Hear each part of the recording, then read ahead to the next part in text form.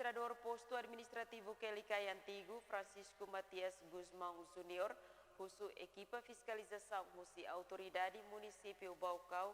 sério, implementa programa Uma na Roman Bapovo, fase da rua e Hasuku Namanei, Posto Administrativo Quelicai Antigo, Município Baucau. Depois de assumir o mandato nacional administrador Posto Administrativo, foi em dezembro de 2024, foi em dezembro, fim do ano, então, o mandato do em janeiro de 2025, então, depois desse mandato, a questão de identificação do problema, mas que o NP 2, lá a parte tem mandato, mas bem, como a autoridade, ita alocadas identificação ba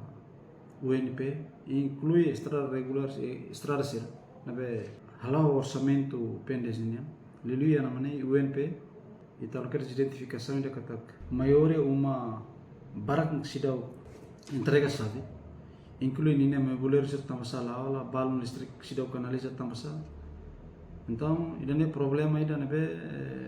cabe responsabilidade ba estrutura PNDS nebe e suku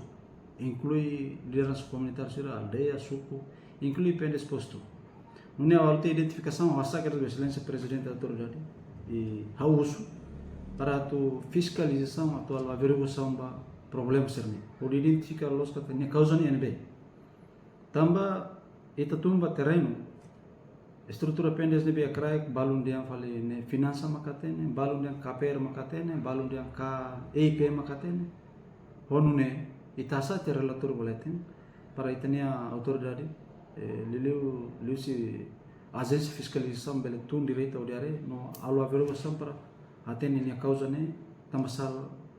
fisicamente uma serne balun la hoto e nine me obeler sulai na averiguação se fiscalização agência de fiscalização município Baucau mas nem resultado nenhum nisso então nessa autoridade sudah paten mas espero que a fiscalização seja lo buat nebediak para itabele atene causa lolos o problema ni nebe se los maklaya sentido de responsabilidade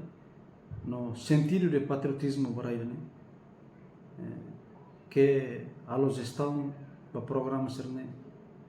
failetir